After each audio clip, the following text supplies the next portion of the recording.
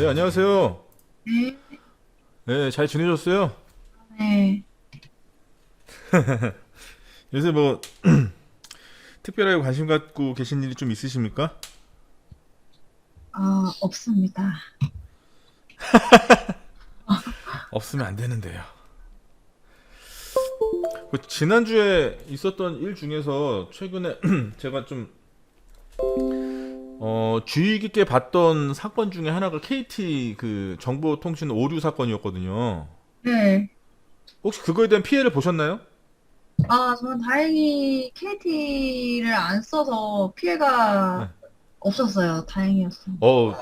그러니까 이게 참 그런 게 제가 이제 그게 사실 저한테 뭐 피해라고 해봐야 한 1시간 정도 인터넷 안 됐던 것밖에 없는데 그게 사소하다면 굉장히 사소하다고 얘기할 수 있지만 실제로 1시간 동안 그러니까 인터넷이 안 되니까 아무것도 안 되더라고요. 일단 네. 금융 서비스가 아무것도 안 되다 보니까 이게 막 와 미치겠더라고요. 그리고 급하게 연락할 때가 있는데 이게 전화나 뭐 이런 거 자체도 잘 안 되고 막 이러다 보니까 되게 엄청나게 불편함을 좀 많이 겪었고요. 저도 전산 쪽에서 일을 해가지고, 혹시 네. 이 KT 망에 이슈가 있어가지고, 네. 이게 저희 쪽 뭐 그런 거에 문제가 있지 않을까 좀 긴장하긴 했었는데, 다행히 네. 없어서 잘 음. 넘어갔습니다.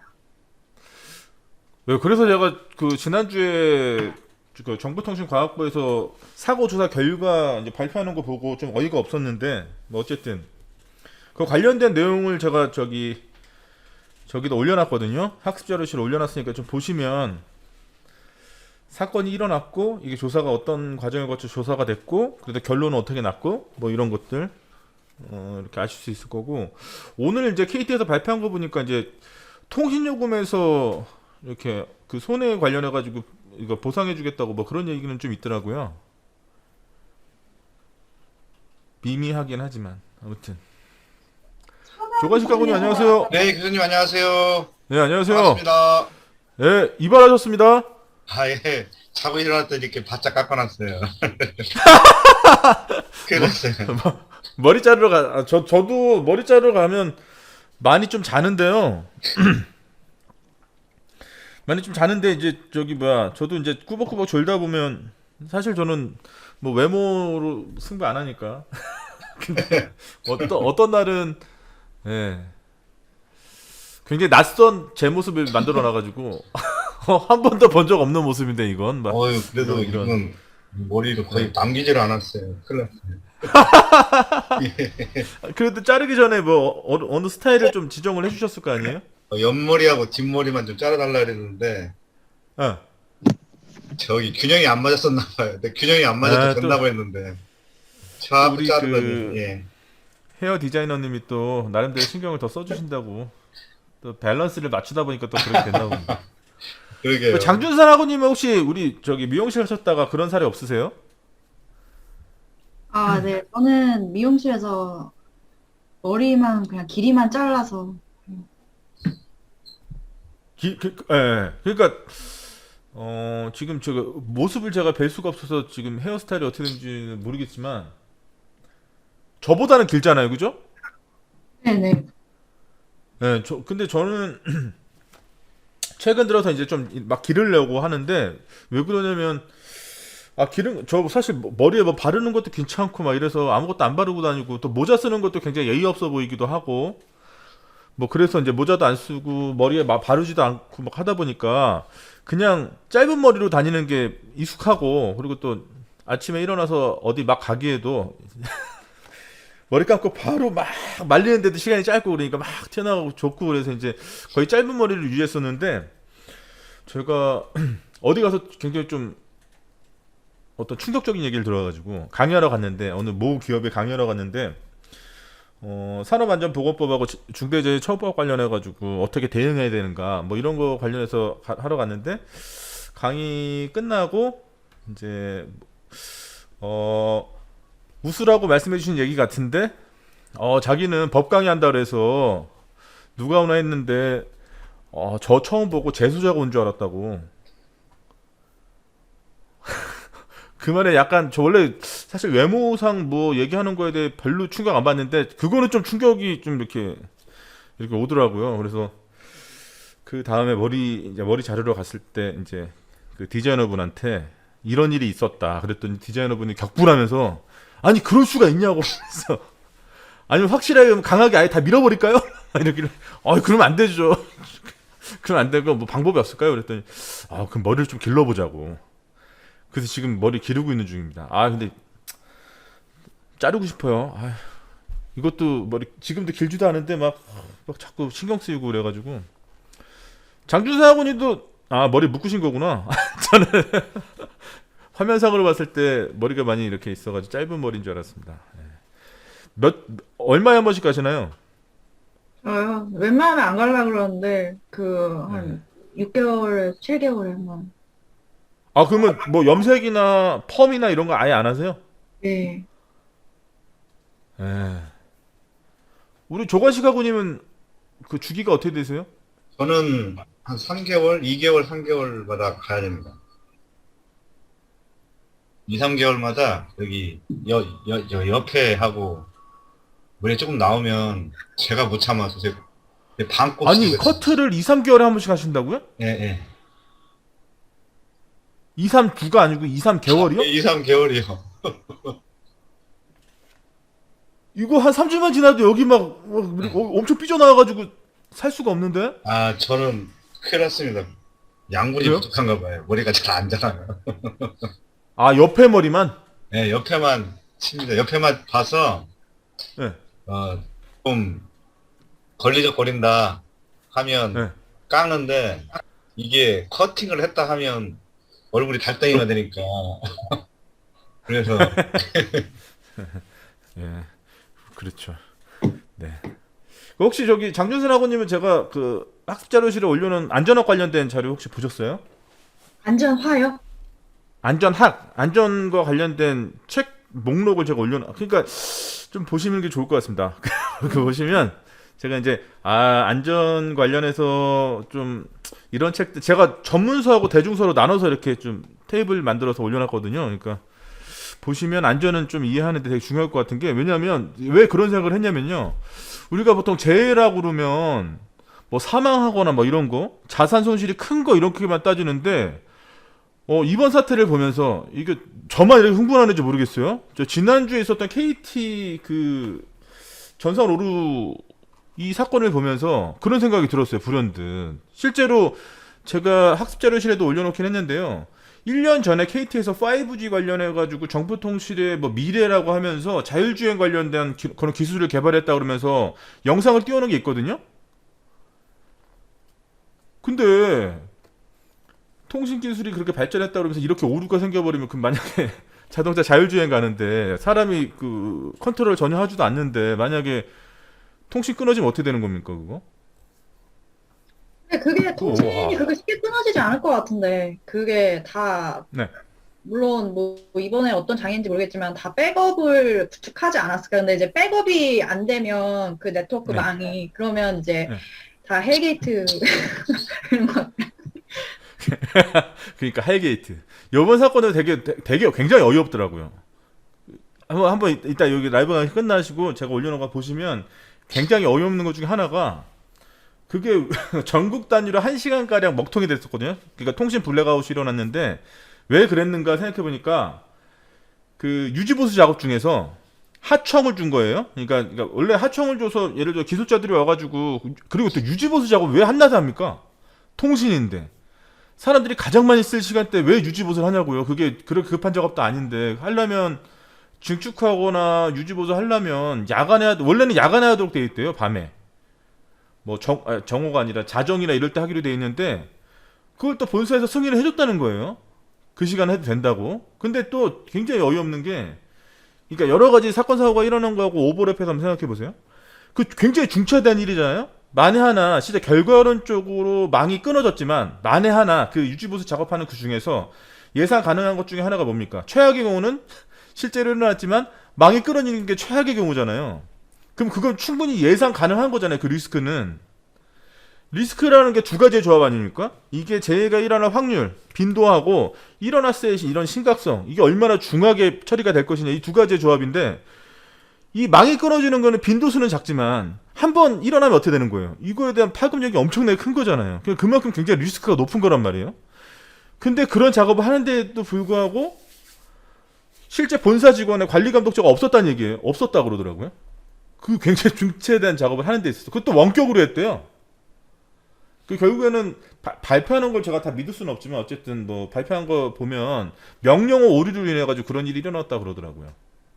엑시트라고 하는 명령어를 안 써줘가지고 뭐 그랬다고 하는데 이게 참 그렇다는 거죠. 만약에 예를 들어서 이게 막 뭐 더 물론 앞으로는 더 많은 이번 사건을 계기로 해서 백업도 많이 하고 그렇게 되겠지만 요새 들어서 사실은 여러 가지 상황에서 이전에 우리가 보지 못했던 상황들을 많이 봤잖아요. 그 비관한 예로 중국 같은 경우 지금 호주랑 석탄 갖고 막 싸우느라고 어떻게 됐습니까 지금?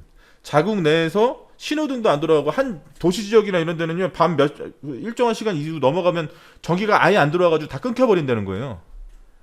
그걸로 인해서 뭐 어쨌든 유기적으로 연결된 다른 산업에도 엄청난 피해가 일어나고 있고 또 어제 뉴스 보니까요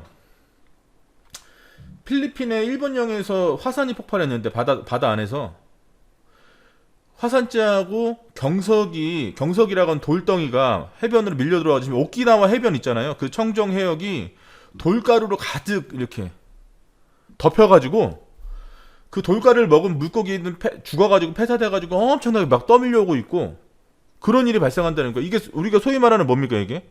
지금 그 일본의 오키나와 같은 경우는 우리 그 재난및 안전관리 기본법에서 말하는 여기서 말하는 이건 완전 자연재난이죠. 그죠? 화산 피해로 인해 가지고 일어난 여러 가지 이런 엄청난 피해들. 그리고 지금 중국에서 일어나는 것 자체는 사회적 재난 상황 아닙니까? 그게? 우리 KT 이것도 마찬가지로 사회적 재난 상황이잖아요. 그러니까 이게 이전에는 전혀 보지도 못했던 이런 엄청난 피해들이 많이 일어나고 있는데 앞으로는 그러지 않을 거야 라고 그냥 무작정 안심하기에는 실제 눈앞에서 벌어지는 일들이 너무나 굉장히 중요한 거죠. 그 관련해가지고. 자, 그러면 이럴 때 어떻게 되겠는가 생각해보면 이번에도 그 관련된 사고조사 관련된 여러 가지 리포트를 봐도 제 예상에 빗나가지 않더라고요. 굉장히 실망스러웠어요. 뭐라 그러냐면 결국에는 사람이 문제라는 거예요. 그 어쩌라는 거예요. 그래서 사람이 문제인데 휴먼 에러가 문제래요. 그 관리 감독의 부재라든가 안전관리에 있어서의 어떤 다른 대책이나 이런 거에 대한 어떤 얘기나 이런 건 하나도 없고 그런 얘기가 막 나오더라고요. 그럼 앞으로 사람이 문제니까 앞으로 이런 일을 어떻게 재발 방지하기 위해서는 어떻게 해야 되겠습니까? 라고 하는 물음이 없나 봐요. 자체적으로. 이렇게 큰일이 일어났는데 이게 사람이 죽지만 않았지만 이게 네? 오늘날에 있어서 사실 그렇지 않습니까? 이게 스마트폰이 이 기계 하나가 아무것도 아니라고 생각될지라도 사실 저는 1시간 동안 스마트폰 못 쓰니까 굉장히 답답하더라고요. 예전하고 다르게 우리가 의존도가 굉장히 커진 거죠. 그러니까 이 스마트폰이나 어떤 통신 기술이라든가 이런 것들을 통해 가지고 우리가 실제로 어떤 정보에 다가가지 못할 때 느끼는 그 취약성 이런 것들은 예전하고 비교했을 때 비교할 수 없을 정도로 굉장히 높은 상태에 있는 거거든요. 이게 더 큰일인 것 같아요. 이런 여러 가지 상황들을 돌이켜 봤을 때. 그래서 저는 개인적으로 지난주에 있었던 그 사건 자체가 굉장히 다르게 느껴졌었거든요. 네. 그런 생각이 들었어서 제가 그래서 유심히 지켜봤어요. 어떻게 처리하는가 얘네들이. 근데 역시 사고조사 과정부터 시작해가지고 처리하는 과정이 다 마음에 안 듭니다. 전체적으로. 네. 그래서 그 과정을 제가 학습 자료실에 올려놨습니다. 보시면 네. 제가 왜 이렇게 열변을 토하는지 이해하실 거고요. 그리고 정보통신과학부에서 올려놓은 사고조사 결과서도 제가 올려놨으니까 다운받아가지고 한번 읽어보세요. 그럼 굉장히 황당할 거예요. 아니 어떻게 네 그렇습니다. 이거 갖고 더 얘기하면 제가 열만 받으니까. 김희태 학우님 안녕하세요. 이런 현상이라고요. 블랙아웃. 불러도 대답 없는. 미치겠네 진짜. 오늘이 11월 1일이죠. 공교롭게 또 월요일이고 새롭게 또 한 달 새로운 달이 시작되는 날인데 우리 장준선 학원님 같은 경우는 우리가 보통 새해가 되기 전에 아니면 새해가 된 직후에 그 한 해 계획을 좀 세우지 않습니까? 네. 몇 가지 정도 계획을 세우셨는지 잘 모르겠지만 거기서 어떻게 순조롭게 잘 진행이 되고 계신가요? 아니면 어떠신가요, 좀? 거의 코로나 때문에 이게 네. 많이 못 이룬 것 같아요. 아, 그 목표로 했던 것들이 사람과의 관계를 필요로 하는 것들이 되게 많았나 보죠? 네, 뭐 이런 운동 이런 게 있었는데 아무래도 네. 이제 헬스장이나 뭐 요가 이런 거 못 가니까 네. 그것도 좀 잘 안 된 것 같고 또 여행 가려고 음. 그랬는데 코로나 때문에 못 가고 약간 그런 거. 동호회요? 근데 그 이외에는 또 네? 네? 동호회요? 동호회? 아니요, 아니요. 운동 말고 어떤 거를 그 목표로 하셨다 운동 그랬죠? 아니 그 여행 여행. 가는 거였나? 아, 여행. 네. 혹시 그 여행 가는 데가 해외였나요? 네. 어, 어디를 가려고 하셨나요? 동남아에 좀 쉬러 가려고 그랬는데 동남아에 어, 못 가가지고 음. 다른 것들은 어떻게? 다른 건 다 한 것 같아요. 그래도 그나마 이렇게 집에 많이 있으니까 뭐 예. 자격증 따고 이런 거는 많이 한 것 같아요. 어, 우리 조관식하고님은 좀 어떠십니까? 한 해 시작하시면서 뭔가 아 올해는 내가 이런 걸 좀 해야 되겠다라고 목표하셨던 거 어떻게 잘 진행되고 계신가요? 저는 진행이 잘 안 되죠. 예, 왜 안 될까요? 항상 그래왔던 것 같아요. 음, 항상 일단 일에 치이고 뭐 하고 하니까 예. 예, 거의 그래도 마찬가지 몇 가지 뭐 목표 세운 것도 없었지만 그나마 그것도 근데 매번 그랬던 거라서 음, 제가 지난주에 말씀드린 거긴 한데요. 잠깐만요. 요거 한번 읽어보시면 좋을 것 같아요. 이거 보이나? 이 보이세요? 네, 두려움 없는 조직. 네, 두려움 없는 조직이라고. 제가 거기 제 학습 자료실에 올려놓긴 했는데요. 이 에이미 에드머슨이라고 하는 이분이 저기 하버드 대학 교수거든요. 경영대학원 교수인데, 이분 잘 몰랐는데 제가 테드 강의를 좀 이렇게 보다가 테드 강의에서 이분이 나온 어떤 강의를 딱 보는데, 내용 자체가 너무 이렇게 우리 안전하고도 관련도 있고 여기서 말하는 이분이 어떤 연구하는 주제어라고 할 수 있는 게 사이콜로지컬 세이프티라고 심리적인 안정감 뭐 이런 것들을 얘기하고 있거든요. 그러니까 우리가 안전 공학적인 측면에서 이 안전을 얘기할 때는 보통 어떤 리스크와 재난이나 재해 이런 것들을 예방하는 관점에서 우리가 접근한다면 이분은 뭔가 성과를 내기 위해서 조직이 잘 구성되기 위해서 그리고 리더십을 발휘하기 위해서 어떻게 해야 되는가에 대해서 접근한 거예요. 똑같은 내용이긴 한데 그걸 다르게 접근해가지고 이제 경영학적 관점에서 이제 접근해서 이제 책을 쓰신 건데 제가 저기 학습 자료실 올려놨습니다. 그 테드 강의를 한번 보시면 한 17분 정도밖에 안 되는데 와 강의 자체가 너무 재밌고요. 그래서 저는 이 책 있는지도 몰랐어요. 이 책이 이렇게 번역서가 있는 줄 모르고 그 테드 강의 보고 바로 이렇게 이분 이 책의 원서가 이거거든요. Fearless Organization, 그 두려움 없는 조직 이거거든요. 근데 뭐 이 내용이 그 내용이긴 한데 어쨌든 읽었는데요. 꼭 읽으시면 굉장히 좋을 것 같은.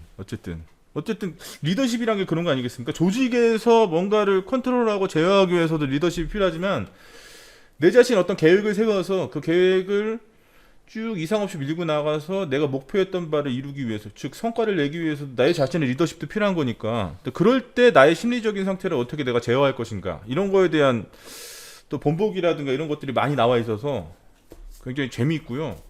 그리고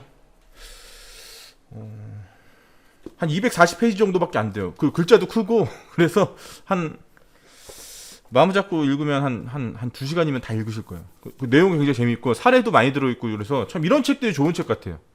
뭔가 이론적인 내용만 가득 들어있고 막 그런 것보다는 뭔가 사례도 들어있고 여기서 주장하는 여러 가지 내용들에 대해서 관련된 현실적인 조언이라든가 이런 것들이 많이, 그러니까 즉 실행할 수 있는 어떤 아이템들이 많이 들어가 있는 책이 굉장히 좋은 책 같은데 이 책이 되게 좋은 책 같습니다. 한번 읽어보시면 되게 도움이 많이 되실 것 같아요. 네. 제가 왜 아까 그 연초가 될 때 계획을 세우는데 그게 잘 되고 계시냐고 이렇게 여쭤본 것 중에 하나가 이게 이런 것 같아요. 제가 그 올 한 해 시작하면서 제 자신하고 좀 약속했던 부분 중에 하나가 뭐였냐면 좀 제가 보고자 했던, 그러니까 실제로 제가 좀 하고자 했던 강의들이 좀 있었거든요. 그러니까 세종 사이버대 이외에 다른 데서 제가 어떤 하고 싶었던 그런 강의들이 좀 있었는데 그 중에 하나가 이 법 관련된 어떤 강의였었어요. 근데 그렇게 하기 위해서는 법학 공부를 좀 열심히 좀 해야 되지 않겠습니까? 기본적으로. 아, 이게 뭐였냐면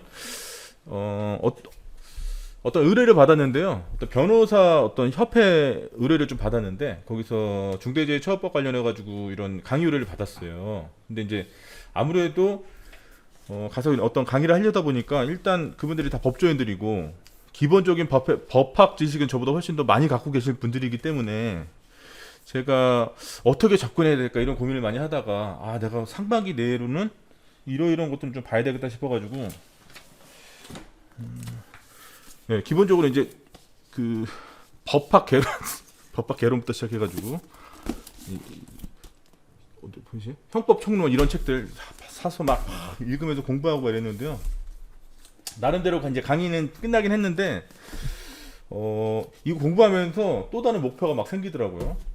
내년에는 더 그 목표를 향해서 좀 가보려는 좀 어떤 도전을 좀 받았는데 그런 게 되게 중요한 것 같아요. 그러니까 실제로 내가 지금 하고 있는 거하고 비교해서 내가 계획 세우는 거 그리고 또 이걸 통해 가지고 내가 뭔가를 더 얻을 수 있는 거 이런 것들을 계속 가교 역할을 할 수 있는 어떤 중간체 이런 것들을 계속 만들어가는 게 되게 중요한 게 아닌가. 계획을 세우고 실행을 하고 실행하는 과정에서 피드백도 굉장히 중요하겠지만 그럼으로 해서 또 뭔가를 할 수 있는 뭔가 어떤 동력을 계속 유지하고 동의를 자꾸 발견하고 이런 것들이 되게 중요하다는 생각이 많이 들었고요. 또 지난번에 제가 다른 학우님들한테 말씀드렸던 것 같은데 오늘날에 있어서 우리가 어떤 데이터를 다 대부분 다 인터넷에서 얻지 않습니까? 그죠?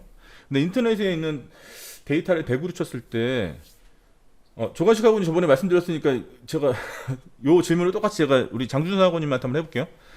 인터넷에 있는 데이터가 총 100이라고 했을 때 한글로 된 데이터가 몇 프로 정도 될까요? 아, 한글로 된 거요? 우리가 읽을 수 있는 거. 그러니까 우리 한국 사람이니까 한글로 된 데이터가 가장 편하겠죠? 그러니까 한국어로 된 데이터가 몇 프로 정도 될까요? 오늘날에 있어서 우리가 뭔가 판단을 하고 참고하고 그리고 내가 뭔가를 계속 발전시켜 나가기 위해서 데이터를 기본적으로 우리가 계속 찾고 그걸 조절할 수밖에 없는데 그걸 대부분 다 이제 책이나 이런 것보다도 아무래도 인터넷에 많이 하지 않습니까? 그 인터넷에 있는 그 데이터의 총량을 100이라고 했을 때 거기서 우리가 읽을 수 있는 한국어로 된 데이터가 전체 100에서 몇 프로 정도 될까요? 이게 많을 것 같은데. 네. 몇 프로 정도 될까요? 3, 40%? 3, 40%요? 네. 전체 인터넷 온라인에 있는 정보랜다. 정보하고 데이터는 다른 거죠. 데이터를 100이라고 쳤을 때 한국어로 된 게 40% 50% 되겠다고요? 잘 모르겠어요. 좀 어려운 거. 아니, 예. 0.4%래요. 전체를 100이라고 했을 때 한국어로 된 데이터가 0.4%밖에 안 된대요. 그럼 어떤 언어로 된 게 가장 많을까요? 영어? 당연히 영어가 가장 많겠죠. 몇 프로 정도 있을까요? 영어로 된 자료가. 70%? 네, 55% 정도 된다 그러더라고요. 그러니까 온라인에 있는 정보, 오늘날에서 우리가 대부분의 그 정보랜다. 자꾸 이게 오늘날 우리가 이제 정보화하기 위해서 그 근간이 될 수 있는 데이터를 다 온라인에서 얻는데 온라인에 있는 데이터의 총합을 100이라고 했을 때 한국어로 된 한국어로 식별할 수 있는 데이터가 0.4%밖에 안 되고 영어로 된 게 55%가 넘는다 그러더라고요. 그러니까 그 말인즉슨 한국어 이외에 다른 언어를 내가 해석할 수 없다 그러는 거는 전체 100 중에서 0.4%만 내가 보겠다는 거고, 만약에 그 중에서 내가 영어를 자유롭게 쓸 수 있다라고 하는 거는 0.4%를 넘어서는 약 55%가 넘는 자료를 내가 읽을 수 있는 거죠. 그런 데이터를.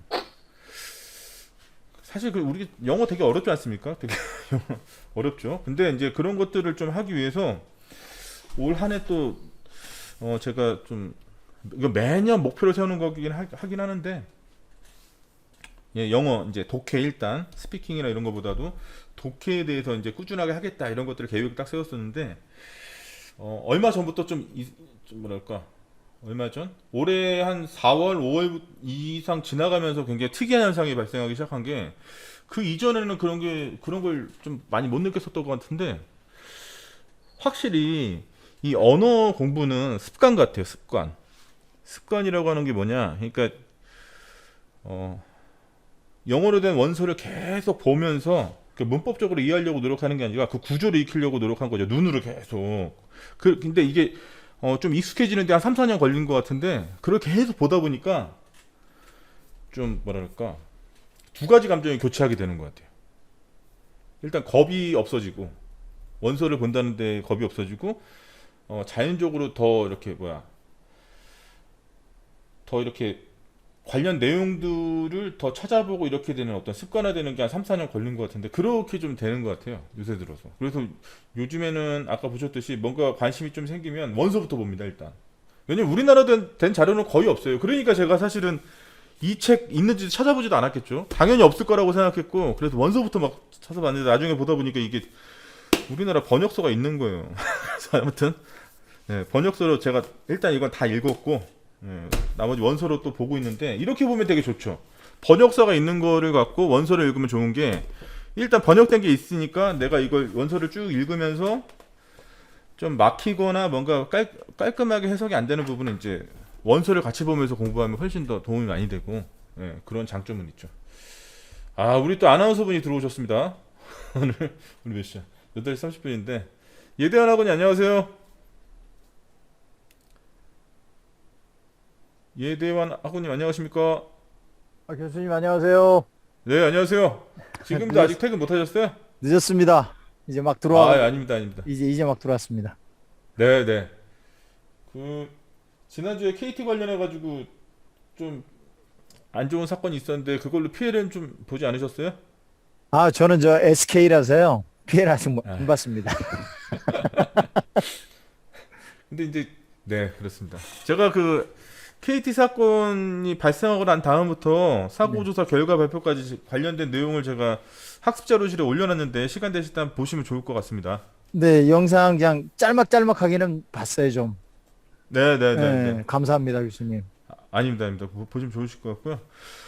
올 한 해 이제 연초, 이제 어떻게 보니까 또 11월이니까 이제 또 연말로 향해 가고 있는데, 이럴 때마다 좀 점검해야 될 게 필요한 것 같아가지고 제가 이제 조관식 학원님이나 장준선 학원님한테는 이제 여쭤봤는데, 올 한 해 시작하시면서 어떤 한 해 계획 세우신 게 좀 있으시잖아요. 저요? 네네. 네, 계획이라는 게 무계획이 계획입니다. 그게 그래도, 이제 좀 이제 달리 좀 들리실 수도 있겠습니다만은, 저는 어떤 계획이라고 하는 게 네. 내가 뭘 이렇게 이루겠다라는 그런 개념보다는 주변 환경에 내가 과연 얼마나 이렇게 잘 적응할 수 있는가가 관건이거든요.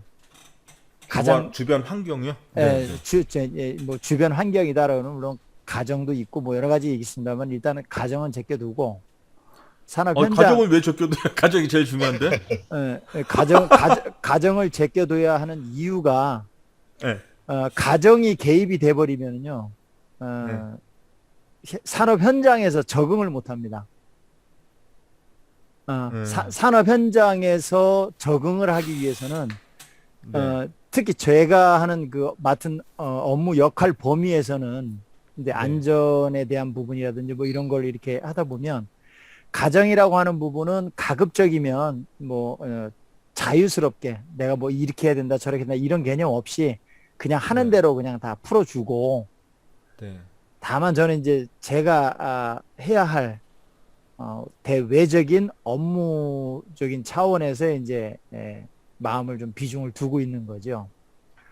이제 그게 이제 그럴 수밖에 없는 게 제 나름대로는 이제 이게 뭐 듣는 우리 학우님들 입장에서는 좀 너무 과한 거 아니야? 그럴 수도 있겠지만 네. 제가 생각할 때는 그런 거죠.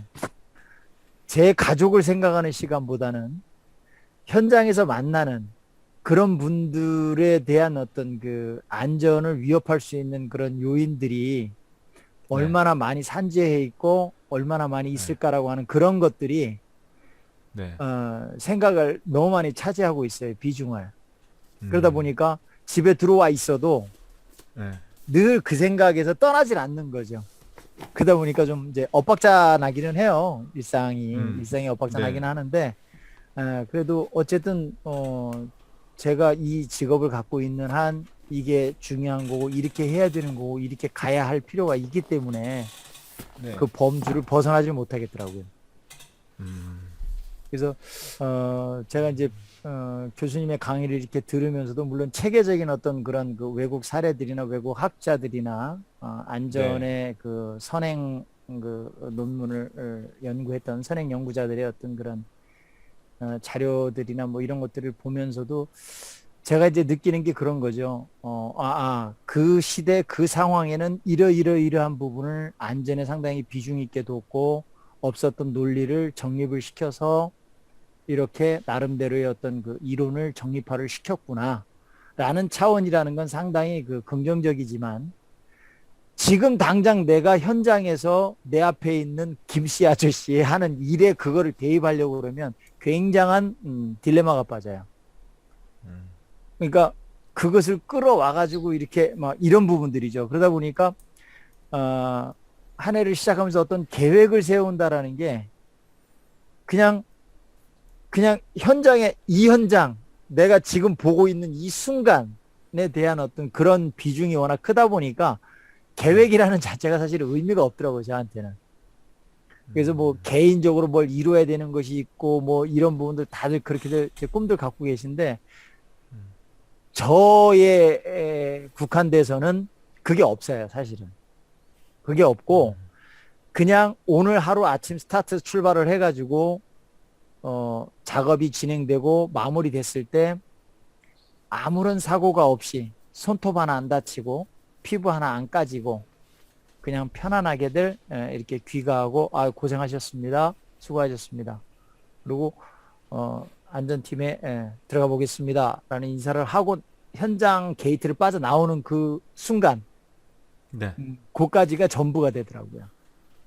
그러니까 그게 이제 계획하고는 전혀 안 맞거든요. 사실 뭐 작업 계획서라든지 뭐 위험 방지 계획서라든지 뭐 이런 부분들을 뭐 설치 계획서, 해체 계획서, 뭐 타워 크레인 인상 계획서 뭐 이런 거 계획서들이 이렇게 작업 계획서들이 올라오잖아요. 네. 그러면 그 계획서가 맞는 게 하나도 없습니다, 사실은. 그 계획서는 잠깐만요. 네. 장준선 학우님이 엄청나게 동의하시는데요. 뭐 어떤 부분에서 이렇게 강하게 동의가 되시는 건가요? 예대한 학우님 말씀하시는 거는 이제 어쨌든 제 질문은 연초 시작하면서 1년을 살아가면서 어떤 계획을 세우는데 뭐 그런 게 어떤 게 있으십니까? 라고 했을 때 나는 실제로 현장에 있어서의 안전관리를 가장 최우선적으로 생각하기 때문에 내 개인의 어떤 계획이나 이런 것보다도 현장과 일치시키는 진짜 실제로 내가 생각하는 어떤 나의 어떤 마음가짐이나 이런 것과 현장의 관리와 이런 것들 일치시키는 게 가장 중요하게 생각하기 때문에 때로는 가정하고의 어떤 연계 부분이라든가 이런 것들을 배제하려고 노력한다 이렇게 말씀하셨는데 그런 부분 말씀하실 때 굉장히 동의를 강하게 하시더라고요. 근데 어떤 부분이 이렇게 동의가 되셨나요? 이 안전사고가 발생하지 않도록 그런 걸 굉장히 많이 생각을 하신다고 느껴서 좀 되게 많이 그런 좀 훌륭한 생각이라고 생각을 했습니다. 감사합니다, 하구님. 그렇죠. 그렇죠. 내 질문한 내가 굉장히 하찮은 인간으로 느껴지네.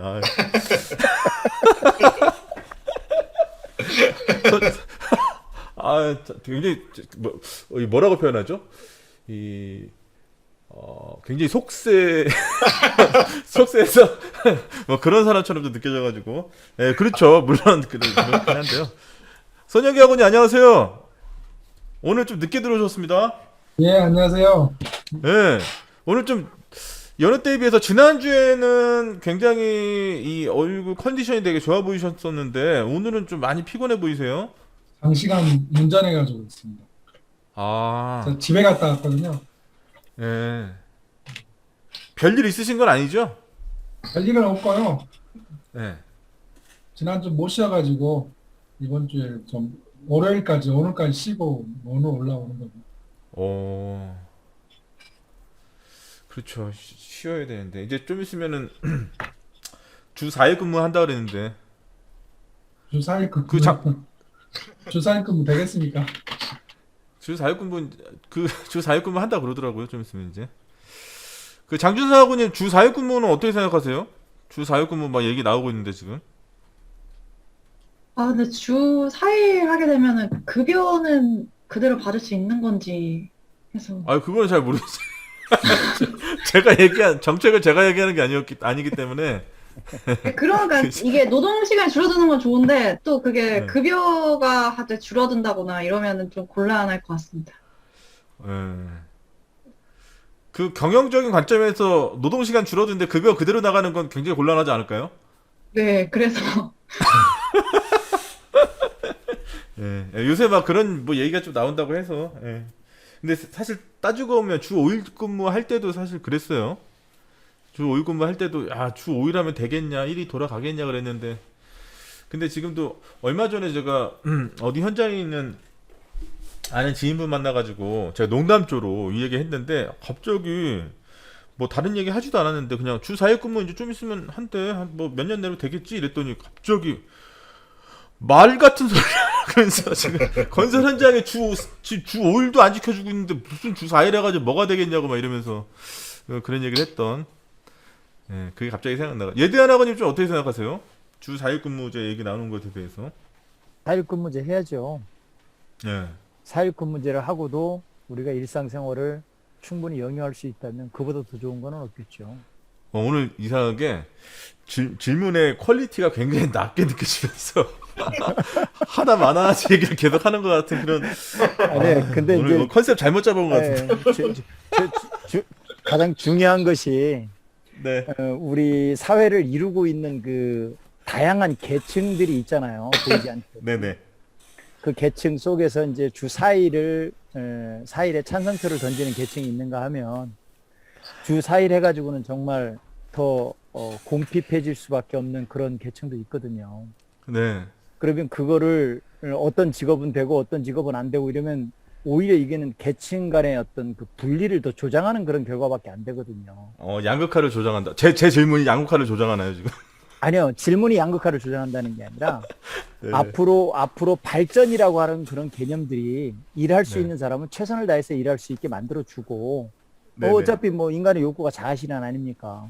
네네. 내 자아는 내가 열심히 벌어가지고 내 자식들에게 내 가족에게 풍요로운 풍족한 그런 삶을 누릴 수 있게 해주는 게 나의 자아실현이다라고 갖고 계신 우리 아버지들이 굉장히 많으시거든요. 네네네. 또 그 반면에는 젊은 그런 세대들은 누릴 수 있는 뭐 여러 가지 레저 생활이나 뭐 나름대로 다른 사람들과의 어떤 그 비교 우위를 점하고 싶은 어떤 그런 마인드를 갖고 있는 젊은 친구들도 많고, 그러면 그런 분들이 서로 상충이 될 때 과연 국가에서는 물론 그 다국적인 어떤 그런 개념에서 국제적 관념에서의 어떤 그런 그 관계도 있겠습니다만은 선진국 후진국을 떠나서 과연 대한민국 국민으로서 정말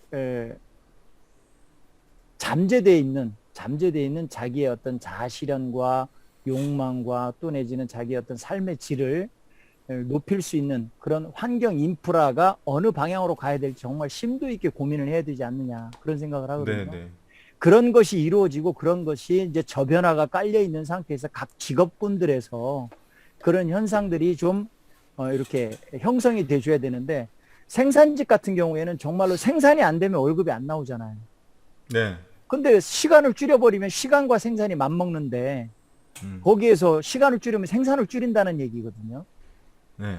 그러면 생산을 줄이는데 거기에 인건비를 더 높여야 되는, 반대로 시간을 줄이면서 인건비가 높아지는, 그런 오히려 인건비 인플레가 일어나다 보면 그 사업주들은 굉장히 힘들어지는 거거든요. 네, 그렇죠. 네. 그러다 보니까 물론 이슈화돼서 사람들의 호응을 받고 어떤 뭐 정치적인 어떤 그런 부분들은 뭐 긍정적으로 작용을 하려는 건 모르겠지만은 네. 실질적으로 그늘진 네. 부분들이 굉장히 많다라는 게 이제 저희 생각이고요. 음. 그러다 보니까 또 3D 업종이 예전서부터 뭐 그 예전이라는 게 좀 웃깁니다만은 꽤 오래전서부터 3D 업종 기피 현상이라는 어떤 그런 부분들이 생기다 보니까 외국인 근로자들이 들어와서 한국에서 노동을 그렇게 고생들을 많이 하고 계시는데, 사실 네. 우리 한국인들이 지금 진정 한국인들이 점점 줄어가고 있잖아요. 네네네. 줄어가고 있는 데다가 뭐 이제 힘든 일은 외국인들 시키면 되는 거고 한국인들은 좀 4일 근무해야 되지 않느냐, 뭐 이런 논리도 나오지 않을까. 저는 그런 거에는 좀 반대고요. 오히려 좀 땀 흘려 일할 수 있고 최선을 다해서 일할 수 있고, 그런 속에 안전이라고 하는 그런 부분들도 같이 이렇게 맞물려 들어가면서 같이 이렇게 서로 공존 공생할 수 있는 어떤 그런 부분들이 돼줘야지, 무조건 그냥 이렇게 줄인다라는 건 좀 조금 무리가 있지 않나 이런 생각 듭니다. 네, 저 예대한 하고님 말씀 들으면서 갑자기 생각난 구절이 있어가지고 좀 한번 그거 읽어볼게요. 이게 그 여러분도 보시면 되게 좋을 것 같아요. 굉장히 얇고요. 노동 4.0이라는 책인데요. 이게 노동 4.0이라는 책이고요. 이게 뭐냐면 2016년에 다보스 포럼에서 이제 전체적으로 이 산업군에 있어서 산업의 방향을 새롭게 재정해야 할 때 인더스트리 4.0이라는 개념이 처음으로 이제 공표가 됐고, 그걸 우리나라나 각국에서 이제 4차 산업혁명 이렇게 얘기해가지고 산업에 있어서의 새로운 미래를 자꾸 이렇게 얘기하는 어떤 시발점이 됐는데, 사실 그걸 처음으로 연구했던 데가 독일입니다. 이렇게 독일에서는 인더스트리 4.0, 산업 4.0을 연구할 때 산업계의 변화뿐만 아니라 산업계 내에서 작업 현장에서 근로하는 노무 제공자들의 노동에 관해서도 같이 연구했어요. 무려 4년이 넘는 시간을 연구해서 전 계층에 있는 사람들의 의견을 모아가지고 이렇게 백서를 냈거든요. 노동 4.0이라는 여기 서문에 한 패러그래프 2개가 제가 이거 읽으면서 너무 이렇게 저한테 감명이 많이 왔던 구절이라고 한번 읽어볼게요. 노동 4.0 백서, 제가 학습 자료실에 올려놨습니다. 노동 4.0 백서도 한번 읽어보시면 좋을 것 같아요. 다운로드 받으셔가지고 그 서문이나 이렇게 다 있는 내용인데요. 패러그래프 2개, 그러니까 단락 2개가 굉장히 마음에 들어서 여기 이렇게 나와요. 노동 4.0 백서에 하루 8시간과 주 36시간의 노동, 근무 조건의 개선과 보장, 아동 노동의 금지, 이런 사항이 미래 노동의 이상향으로 그려지던 때가 있었다. 그러나 오늘날의 바람은 완전히 다르다. 시원한 바닷가에 편안히 앉아 노트북을 무릎에 넣고 일하는 창의적 지식 노동자, 혹은 컴퓨터 애플리케이션을 이용해 원하는 작업 스케줄을 짜는 생산직 노동자 등이 현재 우리의 이상향이다. 미래의 노동 시장은 오늘날과 크게 달라질 것이 분명하다. 그런데 과연 더 나아질 것인가? 우리는 보다 자율적으로 노동을 결정하고 몸과 마음이 모두 건강한 노동 환경을 누릴 수 있을 것인가? 50대에 다시 대학을 다니거나 새로운 직업을 가지기 위해 교육을 받게 될 것인가? 기계는 우리의 직장을 빼앗아 갈 것인가? 아니면 다양한 개선을 가능케 하고 생산력을 높여줄 것인가? 새로운 직군이 생겨날 것인가? 뭐 이런 식으로 쭉 얘기가 이어가거든요. 이제 제가 지금 서문 읽었는데요. 제가 올려놓은 그 노동 4.0 그 백서 읽어보셔도 그러니까 이런 걸 좀 가늠해 볼 수 있을 것 같아요. 앞으로 노동 환경이 어떻게 변할 것이냐. 그러니까 전 세계적으로 추구하는 어쨌든 산업이 발전하는 추세를 누군가가 바꾸지 못하지 않습니까? 그렇게 사회를 바꾸고 뭐 사람들의 생각을 바꾸고 그리고 우리가 살아가는 환경이나 이런 것들을 전부 다 바꾸는 어떤 계기가 되는 거니까 그걸 바꾸지는 못하겠죠. 근데 이제 가장 중요한 건 그런 것 같아요. 이게 급속도로 많이 발전해 나가고 바뀌어 나가고 한다고 하는데, 그러면 난 지금부터 무엇을 준비해야 되는가? 나는 어떻게 해야 되는가? 이런 어떤 문제의식 이런 것들이 굉장히 중요하다는 생각이 들고요.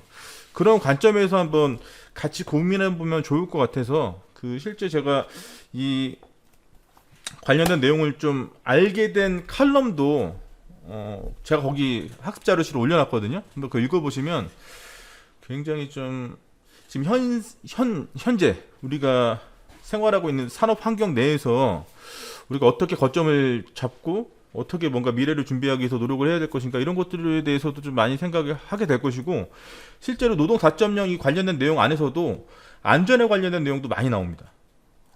왜냐면 노무 제공자들이 안전을 확보하지 못하면 사실은 그 작업 환경이라든가 이런 것들을 확보하는 게 어려운 거기 때문에 그런 부분에 대해서도 나오고요. 뭐 리더십 관련된 부분부터 시작해가지고 노동 유연성에 대한 부분이나 이런 것들도 많이 나오니까 한번 읽어보시면 굉장히 좋을 것 같아요. 예, 그래서 우리 예대한 학우님이 아까 말씀하시는데 갑자기 이 부분이 생각나가지고 감사합니다, 교수님. 잘 읽어보고. 읽어보고 싶어가지고 오늘 뭐 혼나니까 뭐 그래도 한 번쯤은 그래도 뭐 얘기를 해야 될 것 같아가지고. 예. 그 저기 선영기 학우님 KT 안 쓰시죠? 네, 예. 아, 다행입니다. KT 다 저만 KT 쓰나 봐요. 그래서 조가식 학우님도 KT 안 쓰시고. 저는 KT 써서요. 거기 기사랑 예 올려준 거 많이 읽었는데 예. 시간당 700원인가 7,000원인가 보상해준다고 나왔었어요. 그게 그리고 1시간 정도 지연됐지만 10시간 분 계산해서 뭐 보상해 준다는 것 그거는 같은데요? 저기만요. 아, 사업자? 사업자. 아, 개인은 왜 안 해주지? 개인은 안 해줍니다. 아, 네, 뭐 어쨌든 그것도 이제 교수님 제가 네, 항상 지금도 느끼는 건데요. 네네. 관리라고 생각을 해요. 관리. 그럼요. 네. 근데 우리 관리에 대해서 국가적으로도 많이 뭐 투입을 안 했는 이번에 보니까 근로감독관 한 300명 이번에 새로 저 받아가지고 신입으로 네. 아마 내보내는 것 같더라고요. 네네네. 이번에 그 삼성에서 저 사고가 있었잖아요. 네네. 그래서 그쪽으로 감독관이 한 30명 투입되는 걸로 알고 있거든요. 그러니까 가는 거는 제대로 가는 것 같아요. 지금 방향은 제대로 잡은 것 같은데. 아, 관리 감독이라는 관점 하에서. 예, 예. 네. 그런데 문제는 보면 저 제철에 있을 때도 관리 그때 감독 노동부에서 네. 한 10명? 8명에서 10명 정도 왔었거든요. 네. 근데 매번 하는 게 방호를 설치하고 네. 이제 시스템 이렇게 적용하면 요 락이 걸려가지고 하는 것들이 있거든요. 그거 네. 체킹해서 그 간극 조정하고 네. 이렇게 타원형으로 돌아가야 되는데 시간 한 0. 몇 초 줄이려고 단시간으로 이렇게 당겨놓은 게 있어요. 그 작업하는 것들. 그것들 조절하고 그리고 끝났거든요. 그리고 나서 또 사고가 났던 걸로 제가 알고 있어요. 관리되는 게 지금 제가 이게 회사 옮기고 나서도 너무 많이 느끼는 거. 그 전에 있던 시스템하고 좀 뭐라고 해야 좀 깐깐하게 관리가 변화를 했어야 되는데 굉장히 느슨해요 여기가. 제가 그래서 적응을 못하는 정도예요. 지금 있는 데가요? 지금 그렇죠. 옮기신 데가 느슨하다고요? 그렇죠. 너무 느슨해서 제가 바라보는 건 느슨한데 비교가 되잖아요. 같은 네. 일인데 네. 같은 일인데 제가 해야 되는 게 뭐 그런 거라서 그러면서 혹시 그러면 거기서 요거 적용 이거 적용 받나요? ISO 45001? 아니 여기는 45,000원 일은 적용을 안 받고요. 그러면요? 적용 회사는 아니고요. 코샤 MS 혹시? 코샤 MS. 예. 근데 이제 그것도 마찬가지예요. 제가 다니는 회사가 그래서 그런지는 모르지만 서류상으로만 다 해요. 실질적으로 많이 바뀌었다고 해도 네. 그러니까 실제로 재해가 딱 일어났어요. 네. 그러면 우리가 맨 먼저 차지하는 게 뭐야? 제가 찾아보는 게 뭐 교육자료 네. 뭐 이런 것들이거든요. 똑같아요. 다 똑같더라고요. 그리고 나서 현장에서는 재해가 일어나면 조금 뭐 긴장은 하는데 네. 그 이상 변화가 없다는 거죠. 그래서 제가 예전에도 아마 교수님이 이런 주제에 비슷하게 얘기를 해서 네. 처음에는 저는 제도를 가지고 규제를 해야 된다라고 제가 계속 얘기를 했다가 네. 그게 다가 아니더라고요. 예. 그거는 이미 끝났어야 하고, 예. 관리를 통해서 예. 잡으면 다 되는데, 예. 그게 안 된다는 거지. 여기도 마찬가지고. 저희도 생각이 많고, 얘기가 많고, 토론도 많이 하는데, 예. 실제로 흘러가는 거는 그렇게 안 되더라고. 실제로 그러면 그 토론 그 논의 디스커션이랑 뭐 이런 것들 많이 하시면은 거기서 뭐 예를 들면 작업 환경의 유해 위험 요소라든가 이런 것들에 대한 관리 방안이나 이런 것들이 각자가 생각하고 있는 어떤 아이디어도 많이 나올 거 아닙니까? 나오지. 만약에 안 나온다 그러면 어떤 토론하는 방식이 좀 문제가 있는 것 같고요. 어떤 근데- 권위가 있거나 뭐 그런 상황이면 뭐 스스럼없이 얘기 못 하겠죠, 어쨌든. 근데 만약에 그렇게 아이디어를 꺼내놨을 때 그게 채택이 되는지 아니면 어떤- 그렇죠. 근데 그것도 제가 그런 부분에서 지금 예, 많이 저기가 안 되니까 아, 그러니까 얘 그럼 논의를 왜 하죠? 채택도 안 되는데. 그러니까요. 근데 논의는 합니다. 그게 예, 논의도 하고 저희가 계획도 다 뽑아주고. 근데 문제는 이걸 너무 싫어해요. 예전에 이러이러한 데이터가 있었다. 우리가 이러이러한 식으로 근무를 했었고 이러이러한 효과를 봤다. 음. 이렇게 얘기가 되면 그 부분에 대해서 이제 책임 있는 사람이 회의를 통해서 수렴을 해가지고 반영을 해야 되는데 이 부분에 자꾸 문제가 생기는 거죠. 그래서 저희하고 많이 부딪히죠. 근데 그러면 그게 예를 들어서 예, 기존에 뭐 어쨌든 산업안전보건법에서도 안전보건관리 체제의 각 그 역할에 있어서 가장 중요하게 또 공통적으로 들어가는 것 중에 하나가 위험성 평가니까 위험성 평가는 다 하실 거 아니에요, 어쨌든. 정기 그렇죠. 위험성 그 평가도 위험성 수시 평가부터 평가도. 저희가 부딪히는 거죠. 그러면 저희는 그거에 대한 위험성 평가를 데이터가 어떻게 해요. 돼요? 그거 실제 위험성 평가를 하잖아요. 예, 그러면 우리가 소위 말하는 ISO 단계에서 만약에 한다면 뭐 4단계나 5단계에 걸쳐서 이제 위험성 평가를 하고 뭐 그걸 준용해서 하는 게 이제 고용노동부 고시에 있는 뭐 그런 내용이 되겠지만 어쨌든 그런 걸 하잖아요. 그럼 그거에 대한 데이터베이스를 어떻게 운영하죠? 그게 예. 지금 다 그렇게 돼 있어요. 그 엑스가나 뭐 이렇게 시스템이 있어요. 네. 시스템에서 네. 빼가지고 네. 위험성을 넣는 형태예요. 빼서 무슨 얘기인지 아시죠? 그 데이터 그러니까 그 유해 요인 파악하는 그 데이터 말고 예, 실제 위험성 평가를 하잖아요. 계속. 그러면 예를 들어 거기서 도출되는 위험성이나 이런 것들이 나올 거 아닙니까? 실제로. 예. 그럼 그거에 대한 대책이나 이런 것들을 계속 마련할 거 아니에요? 하죠. 문제가 그 그건데 매뉴- 저희가 그 부분을 가지고 얘기를 하는 거예요. 그쪽에서 대책을 마련한다는 것이 네. 개인 보호, 교육, 네. 분한되는 것들 있죠.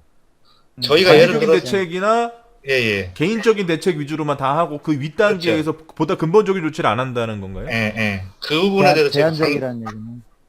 강력히 어필을 하는데 네. 안 돼. 예전에는 됐거든요. 그게 저희가 얘기하는 것들 예. 이 부분에 대해서 감안을 하고 많이 샀었어요. 뭐 네. 충돌 방지 장치 뭐 네. 이런 것들 돈 많이 들어가는 것들 네. 그다음에 IT 기기도 많이 샀고 네. 근데 지금은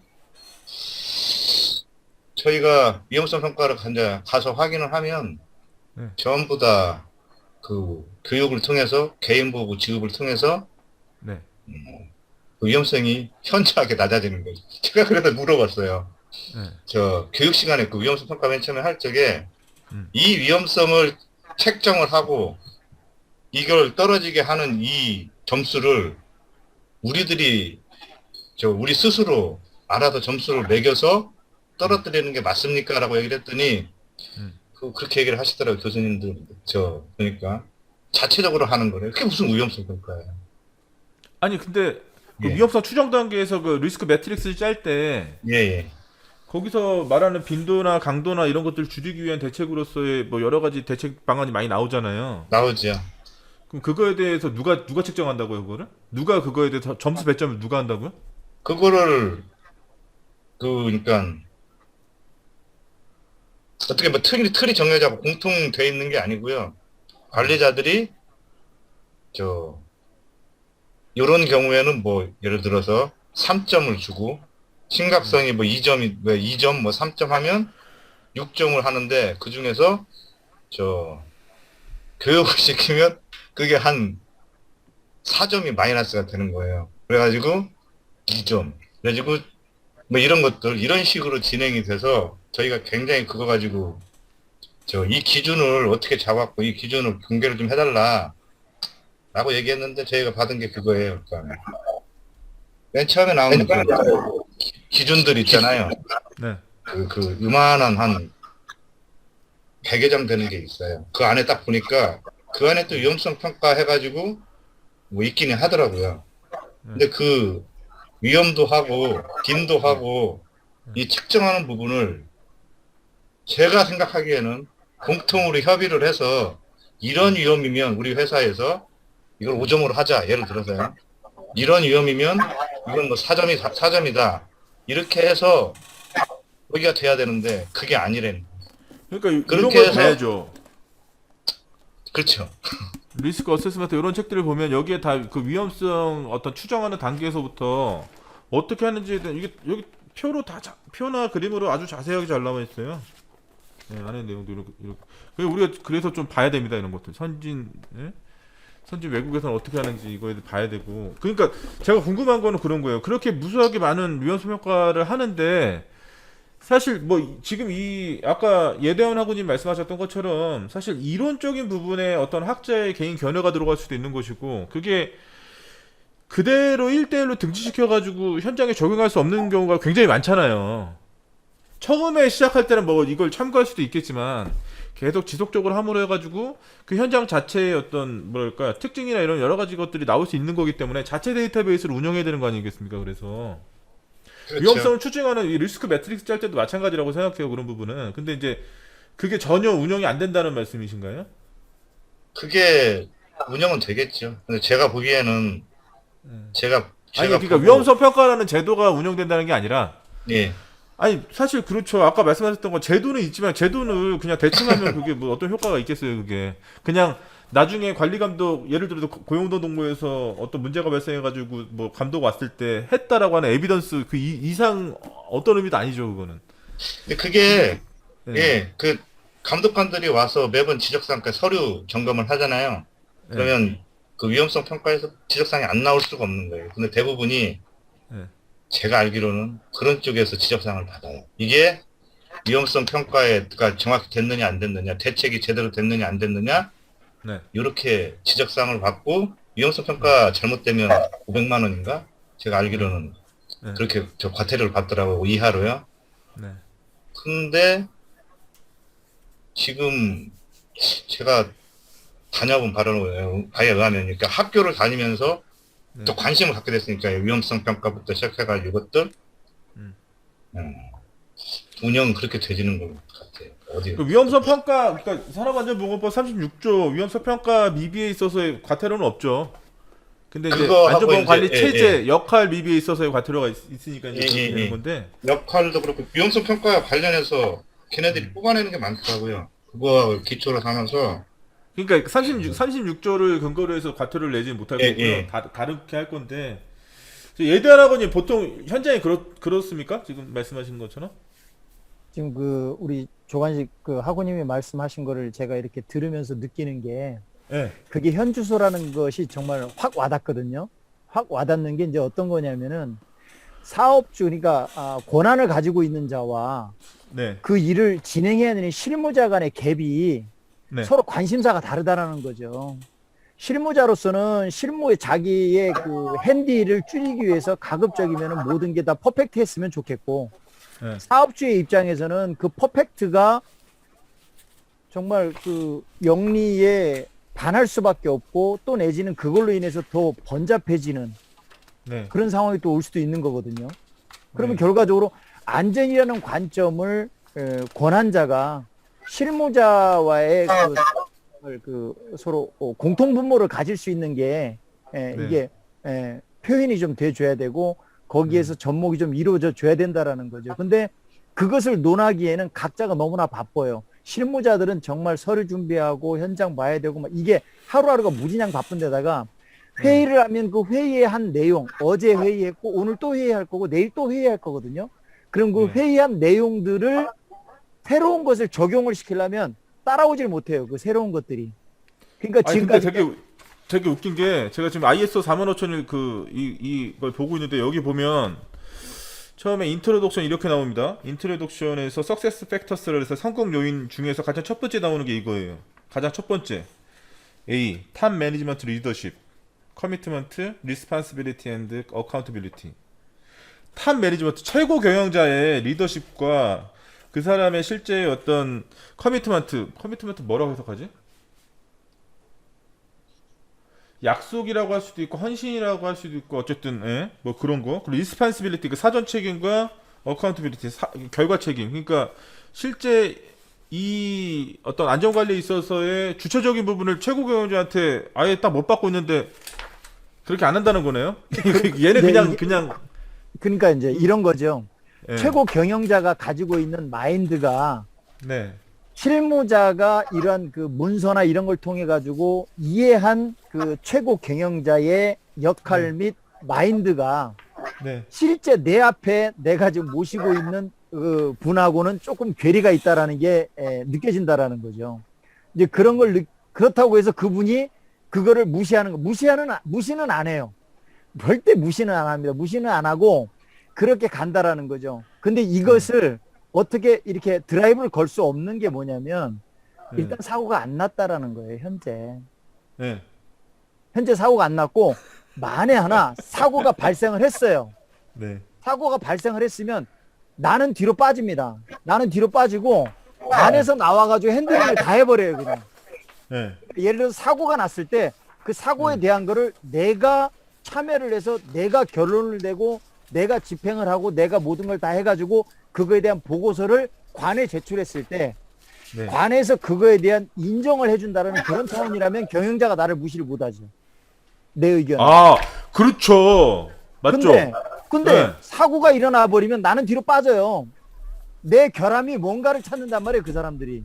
그래서 내 결함을 찾아가지고 결함 없어? 어떤 결함? 서류적으로 뭐 빠진 거 없어, 뭐 교육적으로 안 한 거 없어, 뭐 이런 걸 찾는다는 얘기죠. 그리고 경영자로서 안전관리자가 해야 될 것들에 대해서 제대로 지원을 안 해준 게 있느냐, 네.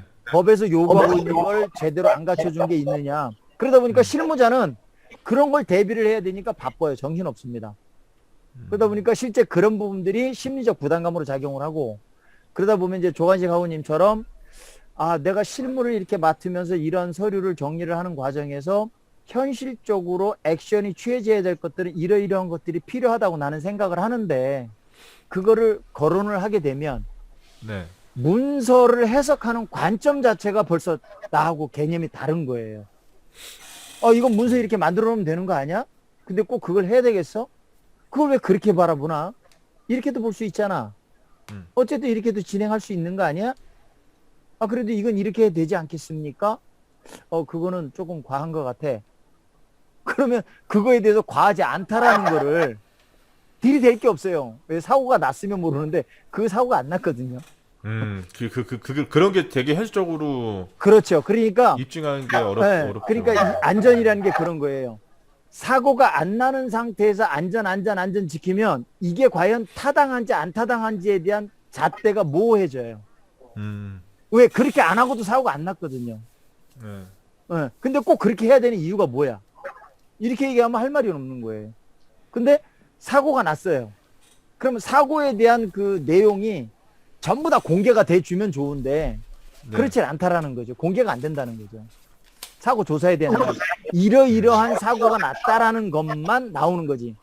그러니까 실무자가 접할 수 있는 게 어떤 사고가 발생을 하게 되면 사고 경위, 지금 뭐 안전공단이나 뭐 이런 데에서 나오는 것들도 그래요. 그냥 현장에서 이런 것으로 인해서 이렇게 사고가 났다라는 것만 나오지. 예, 그것이 어떠한 환경이, 그러니까 사고는 항상 사후 아닙니까? 사후 확인이잖아요. 네. 예, 사전에 뭐 어떤 그런 여정을 알 수가 없는 거기 때문에. 또 네. 막상 사고가 난다고 하더라도 어떤 변형되고 바뀌고 난 이후이기 때문에 제3자가 거기에 참여하지 그 현장에 있지 않았던 사람이 조사하는 입장에서는 그 네. 조사자의 어떤 견해나 조사자의 관점이 비중을 많이 차지하기 때문에 네. 실제는 A 형식인데 B 형식의 경험이 많은 자가 와서 해석을 하다 보면 B 형식으로 그건 틀어질 수가 있다고 저는 생각을 하거든요. 다분히 그럴 수 있죠. 예, 그렇기 때문에 정말 사고라고 하는 것이 실무자가 그 현장에서 이렇게 적용을 하면서 이런 부분이 있다라고 한다면 그 부분에 대해서 받아줄 수 있는 예, 그러한 어떤 문화가 좀 이루어져야 되지 않겠는가. 다음 주에는 이거 갖고 얘기 한번 해봐야 될 것 같습니다. 진짜. 제가 마지막으로 요거는 한번 꼭 한번 읽어보세요. 이게 동기와 성격이라고 하는 책이고요. 이거는 에브라임 매슬로우라고 우리 인간 욕구 5단계 뭐 얘기하면서 제가 많이 얘기했던 그런 모델인데 실제로 우리들이 좀 잘못 해석하고 있는 부분 중에 하나입니다. 그러니까 행동 심리학의 어떤 최초의 원서라고 얘기할 수 있는 그런 책이고요. 이게 또 번역사가 있어서 전 사서 읽었는데 되게 굉장히 재밌더라고요.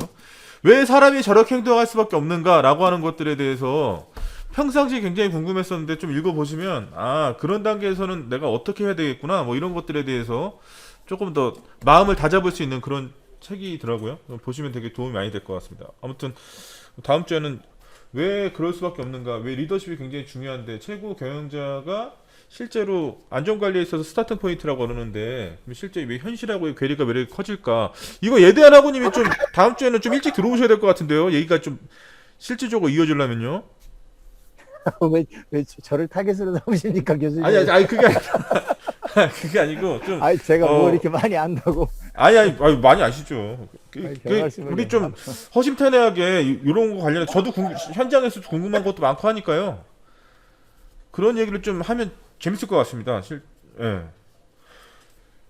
저 ISO 45001 관련해 가지고 제가 이제 저거 얼마 전에 제가 좀 교정 볼 일이 있어 가지고 어느 분이 책을 내시는데 그 내용 관련된, 그래서 ISO 45001도 보고 코샤 MS도 보고 또 어디 있어, 안시 기준도 보고요. 안시 기준 뭐 이런 것들 2010년 최근 버전인가 이게?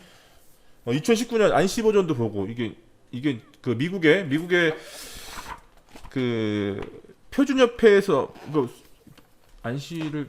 안시를 번역한 표준협회죠. 미국의 표준협회에서 이제 안전 관련 기준 관련해서 내놓은 이런 가이드도 보면서 이제 제가 좀 정리한 부분이 좀 있어서 제가 실제로 그렇게 이론적으로 공부하면서 연구하면서 좀 궁금했던 부분들도 제가 다 현장에서 좀 열심히 하고 계시니까 그런 부분들 하고도 얘기하면 좀 보다 더 좋은 이야기가 많이 될 것 같아서요. 교수님, 제가 한 가지 좀 궁금한 게 있어가지고요. 네. 짧게 좀 말씀드려 볼게요. 네. 제가 제일 궁금한 거는 뭐냐면 지금 보면은 아까 조관식 학원님 말씀하셨듯이 매트릭스 할 때 뭐 몇 점 이렇게 얘기를 했잖아요. 네. 예, 그 점수와 수치화. 네. 수치화가 지금 보면은 위험도, 그 다음에 뭐 기능, 네. 성능 뭐 이런 네. 것들을 보면은 네. 어떤 거는 1점이 가장 위험한 거고 네. 어떤 거는 4점이 가장 위험한 거고. 네. 그러니까 이게 일관되지가 않아요. 그러니까 네. 우리가 안전하다, 안전성이 좋다. 그럼 과연 이걸 4점으로 줘야 될 거냐, 1점으로 줘야 될 거냐? 네. 이거 굉장히 위험하다. 위험한 거를 1점으로 줘야 될 거냐? 아니면 위험하지 않은 거를 1점으로 줘야 될 거냐? 네. 위험 쪽으로 갔을 때 1점이 안전 쪽으로 오게 되면은 그게 7점, 8점 이렇게 돼야 되는 거냐? 네. 그러니까 이 수치와 안전, 그 다음에 네. 위험, 네. 이거에 대한 어떤 수치의 매트릭스의 어떤 개념들이 굉장히 네. 많이 혼동이 좀 많아요. 많죠. 네. 그래서 그것들이 안 되다 보니까 네. 그냥 내가 머릿속에서 정립이 안 되니까 그냥 하라는 대로 그냥 따라갈게. 그냥 이해하기 네. 쉽게끔만 얘기해 줘. 네. 이런 느낌들이 이제 상당히 수동적이라는 거죠. 그러니까 네. 어떤 의미에서 보면 근로자들의 수준이 높아져서 근로자들이 능동적인 근로자들이 돼야 되는데 네. 그러지 않고 있는 현상이 있다 보니까 이게 나타나는 현상이 아닌가, 저는 그렇게 해석을 하거든요. 네. 네. 네. 예, 그런 부분들이 조금 이렇게 좀 이렇게 구조화할 수 있는 어떤 그런 부분이 어떤 교재라든지 학자가 좀 있으면 네. 그런 부분은 좀 제가 좀 접하고 싶거든요. 그러니까 이게 요책 한번 읽어보세요. 이거. 리스크 어세스먼트. 이게 정리가 잠깐만 이거 하고요. 그러니까 한글판 제가 없죠, 최근에 교수님 이거 잠깐만요. 한글판 없죠? 그러니까요. 제가 말씀드리는 게 이게 번역서가 없어요. 다 그 원서밖에 없어요. 이게 리스크 어세스먼트 앤 매니지먼트 관련해서. 그리고 이제 요거 같은 경우는 이거 몇 페이지야 이거? 600페이지 정도 되는데 이것도 이제 리스크 어세스먼트 관련된 거거든요. 이론, 방법, 적용 뭐 관련해 가지고 나온 건데요. 교수님, 근데 이런 책들 쭉 읽어보면 실제 이 위험성 평가라고 하는 게 IS 기준도 그렇고 미국의 안시 기준도 그렇고 그다음에 그 영국의 HS 기준도 그렇고 여러 기준에서 위험성 평가라고 하는 거는 자율안전 기준이기 때문에 리스크 매트릭스를 점수를 어떻게 부여해라 이런 기준은 없어요. 그 자체적으로 이렇게 운용을 하면 되는데 문제는 네. 뭐냐면 네. 그거를 바라보는 실무자와 네. 최고 경영자의 어떤 갭을 줄여줄 네. 수 있는 어떤 기준서가 있으면 네. 참 좋겠다라는 생각을 하는 그러니까요. 거죠. 그게 사실 그러니까 이게 결국 그런 것 같아요. 아까도 제가 뭐 KT 관련된 사례에서 얘기하면서 결국에는 또 내 예상을 빗나가지 않았다. 결국 그 결과라고 발표하는 것이 사람의 휴머니를 또 얘기하더라. 그럼 사람은 불완전한 존재일 수밖에 없는데 가변성이 있을 수밖에 없는데 그러면은 사람의 문제라고 그러면 그 근본 원인을 어떻게 파악하냐. 아까 그래서 제가 이걸 뭐 이런 것들 저기 어디 갔냐? 이런 거.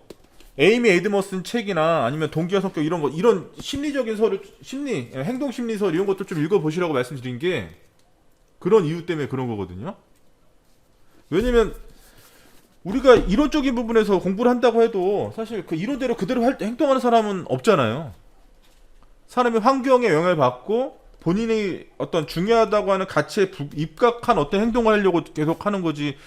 원리 원칙에 입각해서 사실은 예대한 학원님처럼 그렇게 막 뭐 어떤 자기만의 기준을 어떤 규범이나 이런 것들을 확실하게 딱 이렇게 만들어 놓은 다음에 그대로 밀고 가는 사람들은 그렇게 많지 않단 말이죠. 그런 게. 그렇게 할 때 그런 갈등적인 요소가 발생했을 때 그러면 도대체 어떻게 왜 그렇게 될 수밖에 없느냐. 그리고 개인이 혼자서 결정할 땐 뭐 그렇다고 치더라도 이게 조직의 성과를 뭐 그 성과라고 하는 게 안전도 포함되는 거니까요. 어떤 퍼포먼스를 내기 위해서 그러면 이럴 때의 어떤 결정, 디시전은 어떻게 될 것이냐 이런 것들에 대해서 얘기한 게 아까 제가 그 말씀드렸던 그런 것들이니까요. 다음 주에 이거 관련해 가지고 좀 면밀하게 좀 얘기를 나누면 좋을 것 같습니다. 예든 학우님. 노력해 보겠습니다.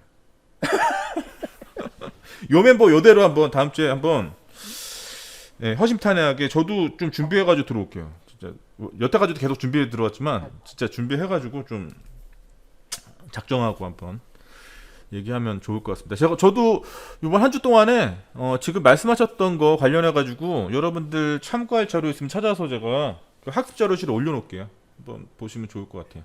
그러니까 제가 이제 느끼는 건 그런 거죠. 네. 교수님하고 이런 토론이나 이런 그 라이브 강의를 통해 가지고 저희들에게 이식돼야 될 것이 네. 물론 학문적인 어떤 그런 개념도 좋지만 나름대로의 안전이라는 그 차원을 이렇게 네. 심리적으로 접근을 해서 네. 그러니까 결국은 인간이라는 거죠. 결국은 인간인데 그렇죠. 각 포지션에 따른 마인드의 어떤 변화나 또 주변 변수에 따라서 이러한 현상들이 나타나는 것들이 네. 과연 우리는 어떻게 그걸 바라봐야 하고 그 바라보는 거를 어떻게 우리는 해석을 해야 되고 네. 그 해석한 거를 어떻게 리딩을 해서 또 내지는 네. 서포트를 해서 네. 안전 통제 영역 내로 이렇게 가이드링을 할 수가 있느냐라는 네. 어떤 나름대로의 툴을 네. 심리적 툴을 좀 이식을 받고자 하는 거거든요. 네네. 그래서 아까 뭐 사실 뭐 사고 말씀하실 때 사고를 우리가 선제적으로 미리 알 수 없지 않냐. 그러니까 사고가 발생해야만 그게 어떤 파급력이 있는지를 볼 수밖에 없는 거다. 그게 사고의 속성은 어쩔 수 없다 이렇게 말씀하셨잖아요. 그죠. 아까 말씀하실 때 네네네. 그렇게 바라보는 게 그 오늘날 지금 2021년 현재로 봤을 때는 과거에 봤을 때의 어떤 관점이 그렇게 맞단 말이에요. 안전을 확보하기 위해서 안전이 실제 이게 제대로 돼가고 있는가? 이게 진짜 제대로 우리가 했던 관리적인 측면이라든가 여러 가지 소스나 이런 것들을 많이 투영했는데 이게 진짜 제대로 되고 있는 게 맞는가라고 하는 것들을 알아보기 위해서는 부정적인 결과가 나와야 확인 가능한 거고 그런 부정적인 결과라고 하는 게 우리가 소위 말하는 사고나 재해였단 말이죠.